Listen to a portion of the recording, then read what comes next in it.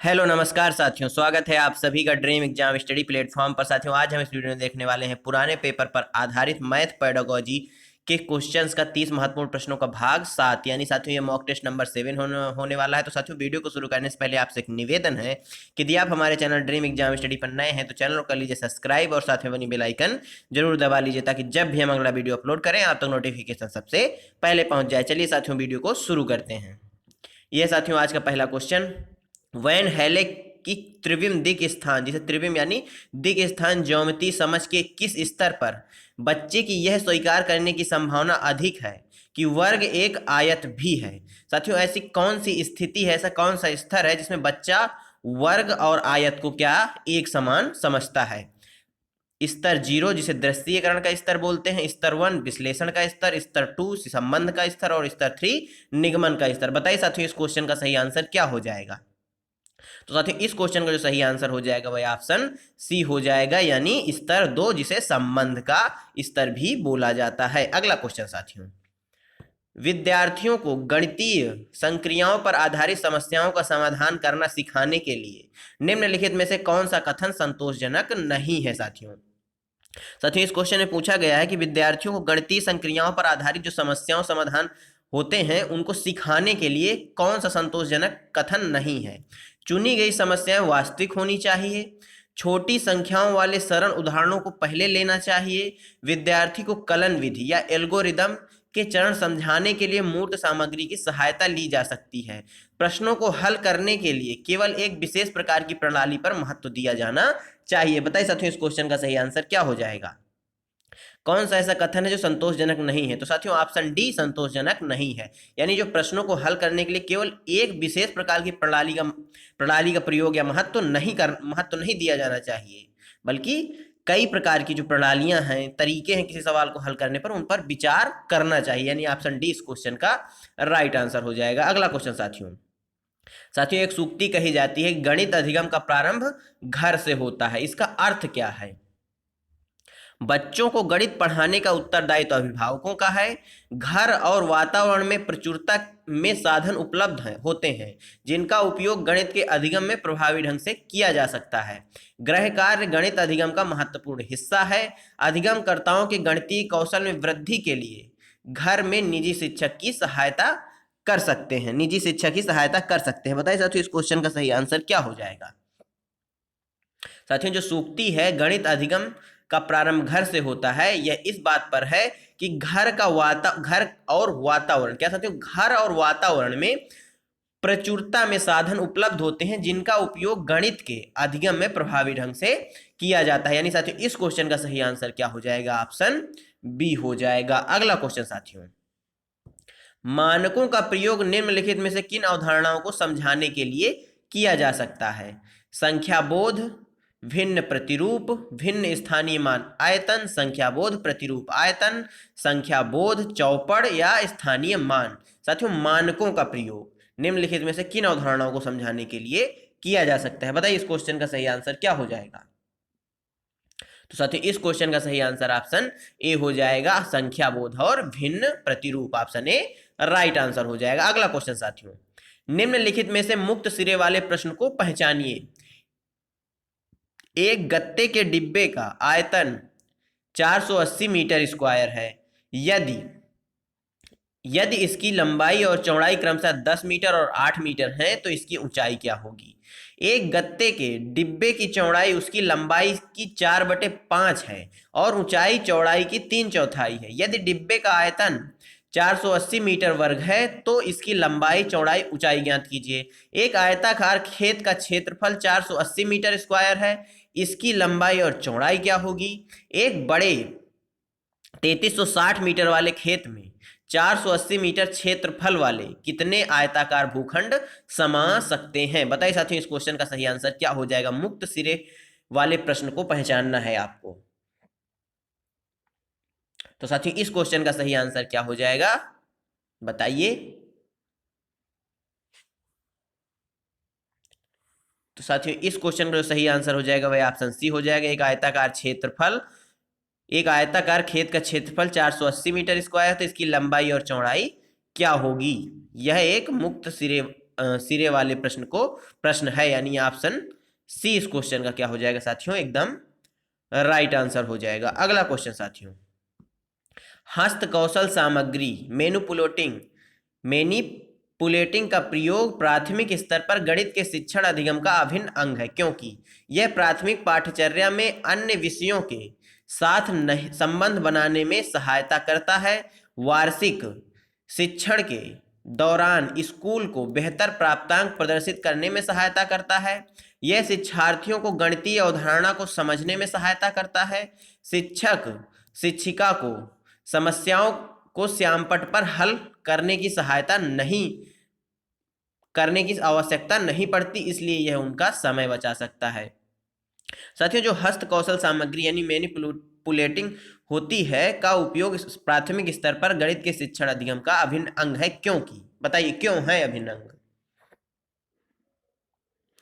तो साथियों यह इसलिए अभिन्न अंग है क्योंकि यह शिक्षार्थियों को गणितीय अवधारणाओं को समझने में सहायता करता है, यानी ऑप्शन सी इस क्वेश्चन का राइट आंसर हो जाएगा। अगला क्वेश्चन साथियों, राष्ट्रीय पाठ्यचर्या की रूपरेखा के अनुसार प्रौद्योगिकी गणित अन्वेषण में सहायता कर सकती है और छात्रों को संलग्न या व्यस्त करने में सहायक हो सकती है, अतः कैलकुलेटर के उपयोग की अनुमति विद्यालय की सभी परीक्षाओं में देनी चाहिए, पेपर पेंसिल की कलन विधि को समाप्त कर देना चाहिए, तकनीकी का उपयोग गणित के अमूर्त अवधारणाओं के शिक्षण अधिगम को बनाने के लिए किया जा सकता है, कक्षा में श्यामपट्ट को स्मार्ट मोड में बदल देना चाहिए। बताइए साथियों इस क्वेश्चन का सही आंसर क्या हो जाएगा?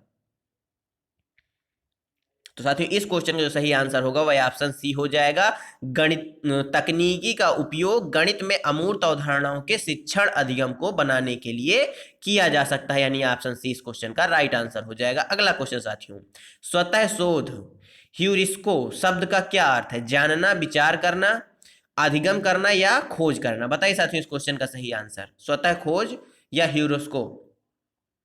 तो साथियों इस क्वेश्चन का सही आंसर ऑप्शन डी हो जाएगा, खोज करना। साथियों खोज करने को आप अन्वेषण के नाम से भी जानते हैं, इस क्वेश्चन का राइट आंसर ऑप्शन डी हो जाएगा। अगला क्वेश्चन साथियों, इनमें से कौन सा सोपान या चरण समस्या समाधान में शामिल नहीं है? अविवेकी या अविवेचित कलन विधि का विकास करना, योजना का प्रतिपादन करना, उत्तर या परिणाम को प्रतिपादित करना, समस्या का स्पष्टीकरण करना? बताइए साथियों इस क्वेश्चन का सही आंसर। तो साथियों इस क्वेश्चन का जो सही आंसर हो जाएगा वह ऑप्शन ए हो जाएगा, अविवेकी या अविवेचित कलन विधि का विकास करना। अगला क्वेश्चन साथियों,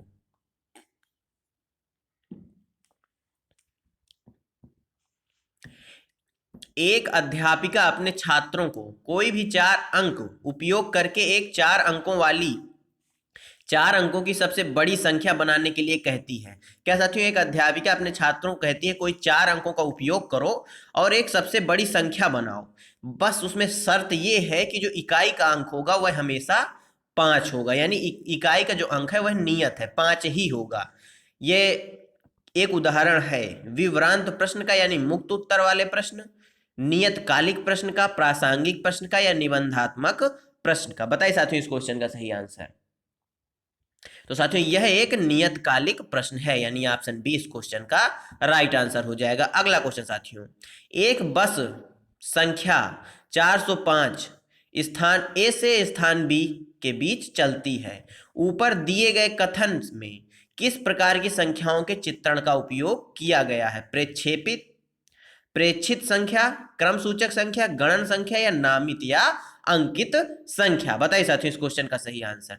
साथियों ये बस की संख्या दी हुई है 405। बताइए इस क्वेश्चन का हो जाएगा क्या सही आंसर? तो ऑप्शन डी हो जाएगा, यह बस का नामिक या अंकित संख्या है, यानी ऑप्शन डी करेक्ट आंसर हो जाएगा। अगला क्वेश्चन साथियों, गणित के शिक्षक ने छात्रों के सामने निम्नलिखित प्रश्न रखा। क्या है प्रश्न साथियों? सबसे बड़ी और सबसे छोटी 4 अंकों वाली संख्या बनाने के लिए कोई भी 4 अलग अलग अंकों का उपयोग करो, परंतु शर्त है कि अंक 6 सदैव इकाई के स्थान पर होना चाहिए। उपरोक्त संदर्भ में निम्न में से कौन सा कथन सही है साथियों? यह खुले सिरे वाला प्रश्न है, प्रश्न को हल करने के लिए दिए गए अपर्याप्त हैं, जो दिए गए आंकड़े हैं वह अपर्याप्त हैं, प्रश्न का एक अनन्य उत्तर है, क्या साथियों? एक अनन्य यानी अन्य उत्तर है जिस पर पहुंचने के लिए तर्क संगत चिंतन की आवश्यकता है। इस प्रकार के प्रश्न कक्षा में पूछने से बचना चाहिए क्योंकि इसको हल करने में अधिक समय नष्ट हो जाता है। बताइए साथियों, इस क्वेश्चन का सही आंसर क्या हो जाएगा?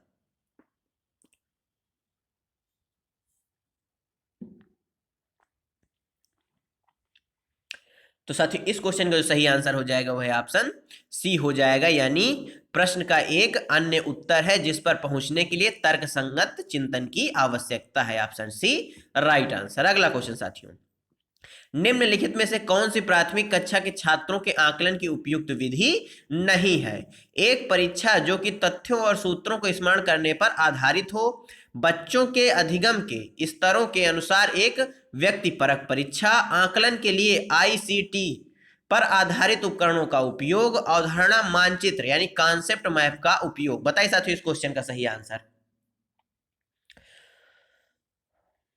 तो साथियों, इस क्वेश्चन का जो सही आंसर हो जाएगा वह ऑप्शन ए हो जाएगा, एक परीक्षा जो कि तथ्यों और सूत्रों को स्मरण करने पर आधारित हो। ऑप्शन ए इस क्वेश्चन का राइट आंसर हो जाएगा। जो तथ्यों और सूत्रों को स्मरण करने पर आधारित हो वह उपयुक्त विधि नहीं है। आप सभी जानते हैं, हमारी चाहे राष्ट्रीय शिक्षा नीति हो, एनसीएफ 2005 हो या आरटी एक्ट नहीं आएगा इसमें, एनसीएफ 2005 हो या राष्ट्रीय शिक्षा नीति 2020 हो, दोनों ही रटंत विद्या पर जोर नहीं देती। इसलिए इस क्वेश्चन का सही आंसर ऑप्शन ए हो जाएगा। अगला क्वेश्चन साथियों, निम्नलिखित कथनों पर विचार करें और सही विकल्प का चयन करें।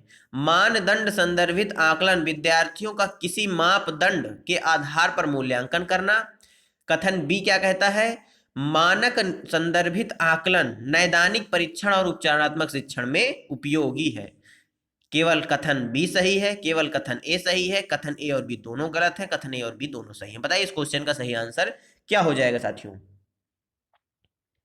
मानदंड संदर्भित आकलन विद्यार्थियों का किसी मापदंड के आधार पर मूल्यांकन करना, या मानक संदर्भित आकलन नैदानिक परीक्षण और उपचारण शिक्षण में उपयोगी है। बताइए इस क्वेश्चन का सही आंसर क्या हो जाएगा? सही विकल्प का आपको चयन करना है साथियों। इस क्वेश्चन का सही आंसर आप हमें कमेंट बॉक्स में देंगे। कहां देंगे आप हमें? कमेंट बॉक्स में देंगे। अगला क्वेश्चन साथियों, छात्रों की आंकड़ों के संग्रहण की समझ के आकलन के लिए सर्वाधिक उपयुक्त रचनात्मक कार्य है। कक्षा में विचार विमर्श, वर्ग पहेली, सर्वेक्षण पर आधारित परियोजना, भूमिका अभिनय। बताइए साथियों इस क्वेश्चन का सही आंसर।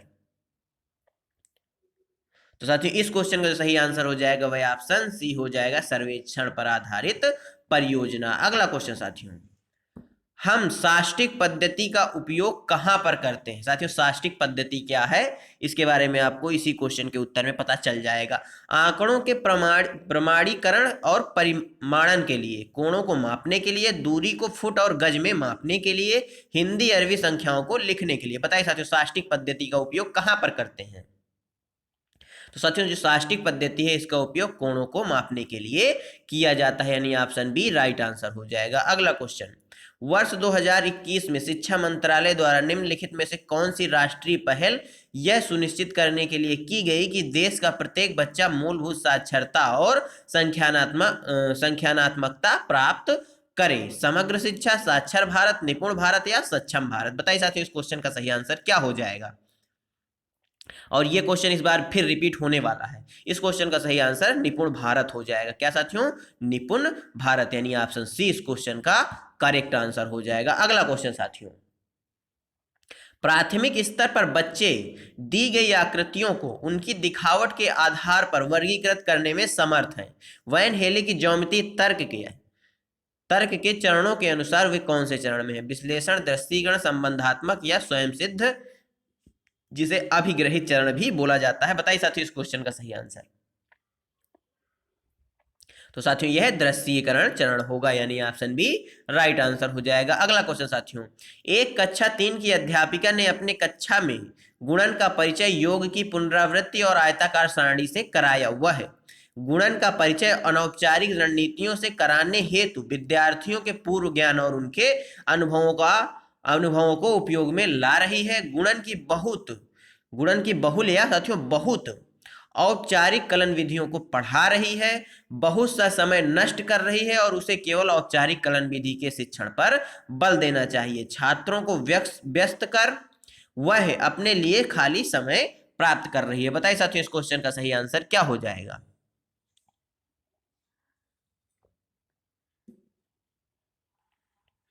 तो साथियों इस क्वेश्चन का सही आंसर ऑप्शन ए हो जाएगा।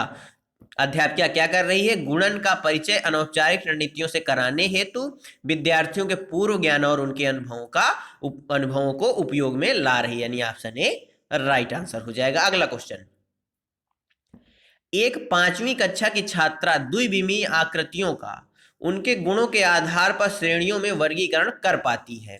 ज्यामिति विकास की वैन हेले सिद्धांत के अनुसार वह छात्रा ज्यामिति विवेचन के स्तर पर है, विश्लेषण स्तर पर, स्वयं सिद्ध स्तर पर, पहचानने के स्तर पर या निगमन पर। बताइए साथियों इस क्वेश्चन का सही आंसर।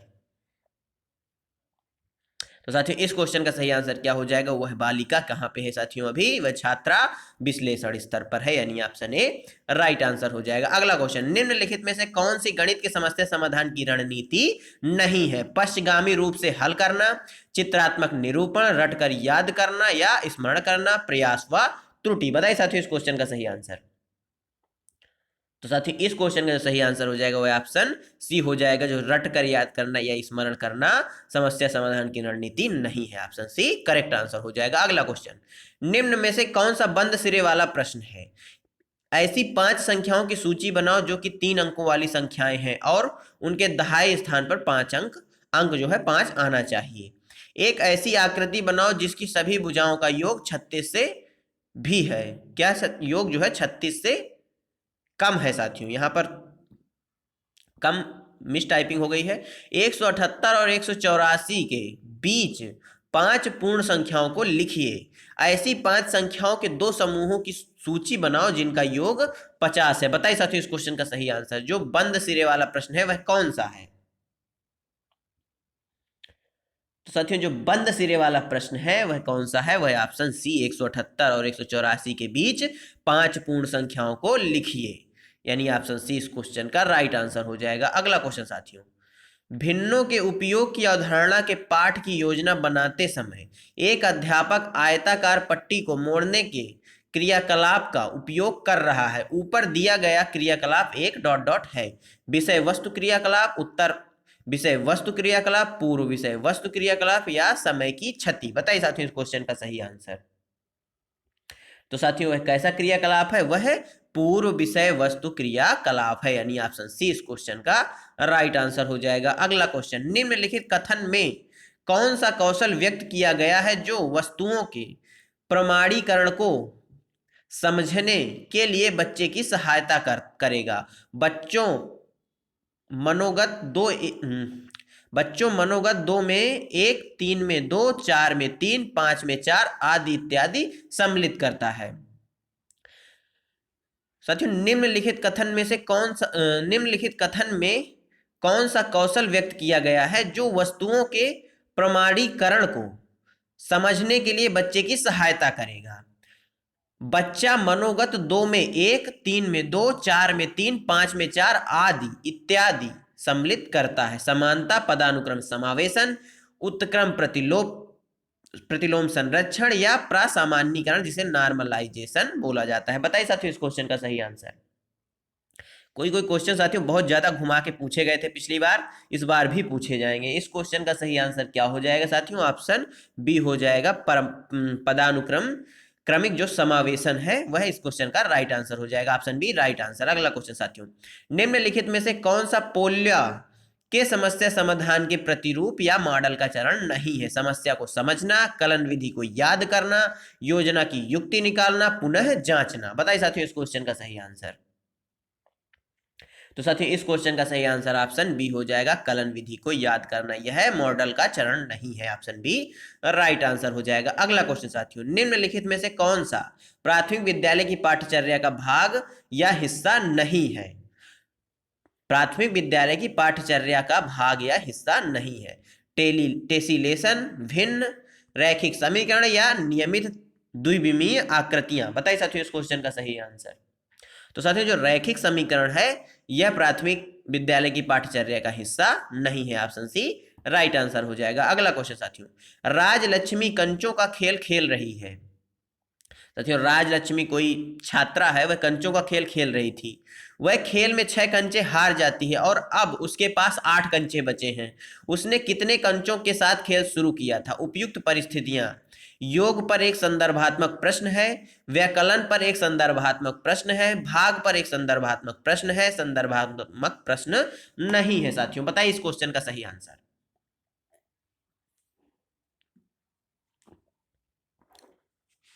तो साथियों इस क्वेश्चन का जो सही आंसर हो जाएगा वह ऑप्शन ए हो जाएगा, योग पर एक संदर्भात्मक प्रश्न है। ऑप्शन ए राइट आंसर हो जाएगा। अगला क्वेश्चन साथियों, जब 45 को 5 से गुणा करने को कहा गया तो एक छात्र ने 45 को 5 बार जमा कर दिया यानी जोड़ दिया। निम्नलिखित कथनों में से कौन सा कथन दिए गए प्रश्न के संदर्भ में अति उपयुक्त है?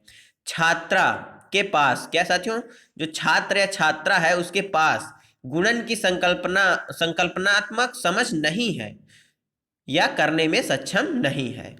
छात्रा द्वारा उपयोग की गई रणनीति उसकी रचनात्मकता को दर्शाती है क्योंकि वह योग के ज्ञान को गुणन में विस्तारित करती है या करने में सक्षम है। छात्रा द्वारा अपनाई गई या उपयोग की गई रणनीति लिखित परीक्षा में उपयोग नहीं की जा सकती है। गुणन के लिए औपचारिक कलन विधि के उपयोग को अनौपचारिक रणनीतियों के उपयोग से अधिक महत्व पर बल देना चाहिए या बल मिलना चाहिए। बताइए साथियों इस क्वेश्चन का सही आंसर।